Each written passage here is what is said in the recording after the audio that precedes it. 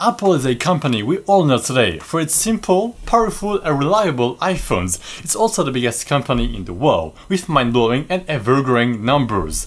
But you might be wrong if you think that Apple is a tech company. This video will help you understand how Apple works and if you should invest in it or not, even if you do not understand any of those two. Hi, Jared here, and today let's talk about Apple. And in this video, I'll break down Apple's business model in a simple and easy way, and then we'll see if you should invest in it again or not. So a business model basically tells you how a company makes money from its products to services. And you can find that information on the Apple website and click on Apple Reports. Simple and easy, right? Apple has a diversified business model broken down into products and services. The products lines comprise things like iPhone, Mac, iPad and wearable, home and accessory devices, so like the Apple Watch, AirPods and more. While the services business comprises primarily digital content stores and streaming services, comprising also purchases on the App Store and subscription services. And this brings the total revenue for 2022 to $398 billion, almost 400 billion. And even though iPhone sales still represented over 52% of the overall sales for 2022, the company also offers services and subscription, again, which are growing substantially. But wait, what is Apple's purpose? In fact, Apple's main purpose is to create products that improve people's daily lives.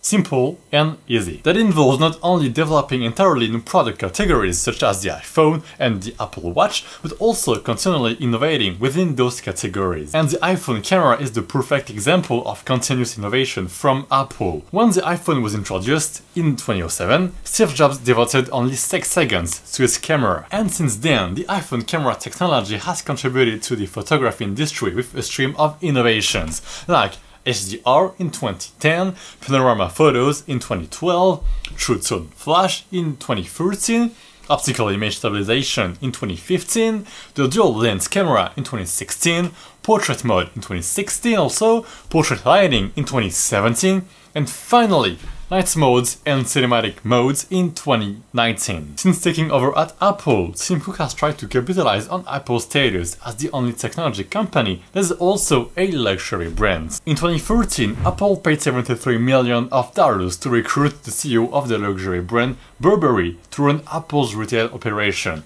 And the same year, Apple also hired Paul Deneuve, CEO of Yves Saint Laurent. In 2014, Apple purchased Beats, a company that makes high-priced headphones, as well as streaming music service. Then in 2015, Apple released the Apple Watch line, which ranges from $350 for the entry-level sport model to $17,000 for the most expensive Apple Watch edition. Apple's success is due in large part to its obsessive focus on the user experience. Apple is a designer-centric company that likes to build all parts of a product itself, like the hardware, software and also online services. And that approach has allowed Apple to build some of the most elegant and user-friendly products ever created. And it truly helps that Apple develops so much of its technology in-house. Most technology products are highly modular, like most Dell computers, for example, have chips from Intel and an operating system provided by Microsoft. Apple products are, well, different. For example, the iPhone is powered by the Apple's A16 chip and runs Apple's iOS operating system. It even sells iPhones in Apple-designed retail stores. Steve Jobs believed that this kind of vertical integration was essential to creating a great user experience. When hardware and software are designed by different companies, it's more difficult to make them work together seamlessly, right? While creating the whole product allows Apple designers to control every aspect of the user experience and ensure that everything lives up to Apple's exacting standards. Alright, Tim Cook once said, if you zoom out into the future and you look back and you ask the question, what was Apple's greatest contribution to mankind? It will be about health. But Apple is not a health company. Or is it? At least not yet. Apple has always been about the intersection of technology and humanity, and as we become more and more attached to our electronic devices, it's not a surprise that these devices, which are on our bodies virtually 24/7, would become pivotal tools for our health. Apple Watch's built-in electrocardiogram function can detect irregular heartbeats from a condition known as myocardial ischemia. I'm not sure about the pronunciation though, a potential life-threatening condition. Most recently, a German woman's Apple Watch detected her ischemia that even her hospital machine didn't pick up. And we can expect upcoming versions of the Apple Watch to have even more life-enhancing features around wellness, such as sleep tracking, blood oxygen monitoring, stress measurements, and more. Okay then, what about finance? Well, Apple has more than 1 billion active users, while the largest bank in the world has around 500 million. So Apple has twice as many consumers. In fact, an Apple Card is a virtual credit card on steroids. It is available across all of your devices and you can sign in seconds. It has no late, annual or international or oval balance fees and it charges you just the low interest rates. Moreover, it offers financial planning services and daily cashback. It also offers enhanced security and data protection, as it swears religiously not to sell your data to third parties.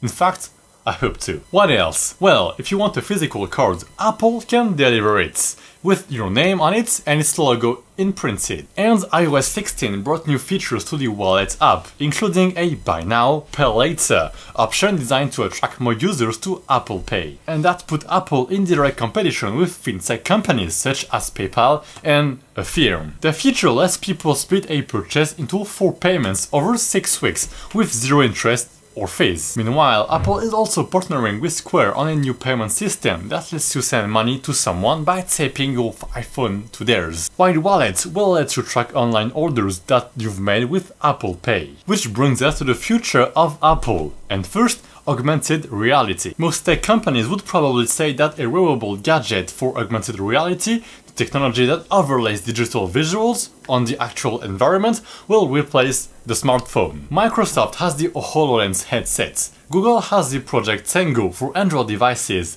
and one day, headgear like Google Glass. Facebook announced its AR ambitions a few months ago, and Mark Zuckerberg even said AR glasses would replace the need for most screens in your life one day. Apple's approach is different. Apple is starting with something already very familiar, the iPhone.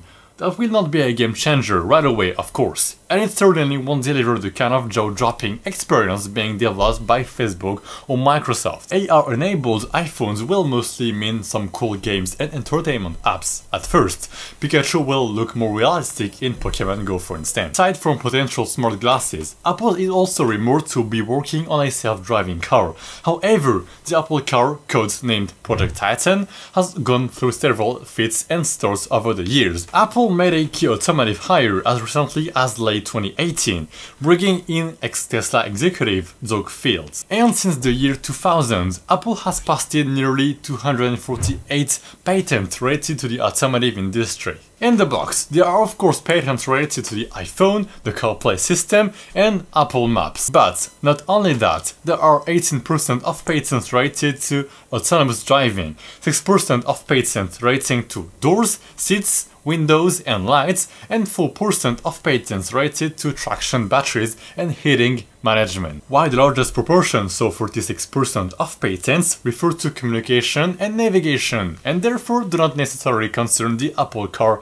itself. And Apple is probably trying to push through an unusual request, the possibility of putting a vehicle on American roads that has no pedals or steering wheels at all. Okay, so Apple is competing against everyone in various sectors, including luxury, healthcare, and even finance, and will probably become a car company in a matter of years now. So, how do you value this company? And this is the same scenario with Tesla. It's a car company valued at billions of dollars, which is 40 times more than Ford, for instance. So, the first thing to check when you look for a good business is a wide moat. It means a bigger advantage compared to its competitors. And well, this company controls almost all of its supply chain, which allows Apple to drastically reduce its cost of production. Also, Apple has gained a positive image of innovation.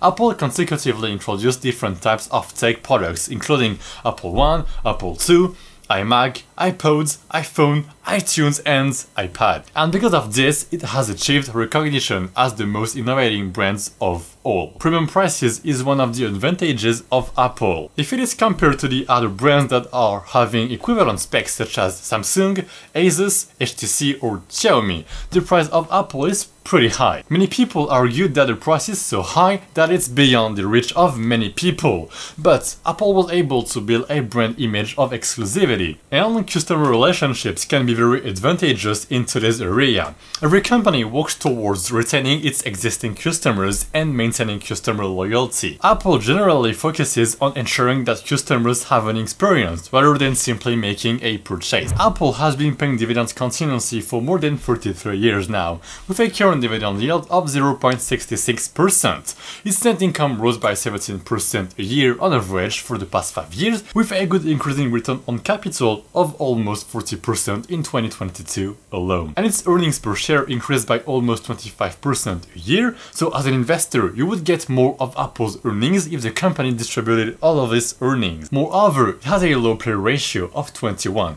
when the average of the US tech sector is at 28. The last thing to consider, will Apple stop growing someday? Well, I don't know, no one knows. But I can say that Apple survived many recessions and economic downturns, including the dot-com bubble, the 2008 housing market, the 2022 COVID outbreak, and probably 2022. It never cuts its dividend payout and is still the biggest company in the world by market cap, which is good news. And there's nothing much to say. It is a clean and also solid company, and I would love to catch that falling knife. So, Apple is more of a design company than a tech company. Moreover, it uses its own technology to build a service or product while focusing on simplicity, efficiency, and the ecosystem. Well, if you've enjoyed this video, you will like my investing series, where I invest in front of you live each month, right here. Thanks so much for watching, feel free to leave a comment down below, subscribe if you want to see more, and as always, I will see you in the next one.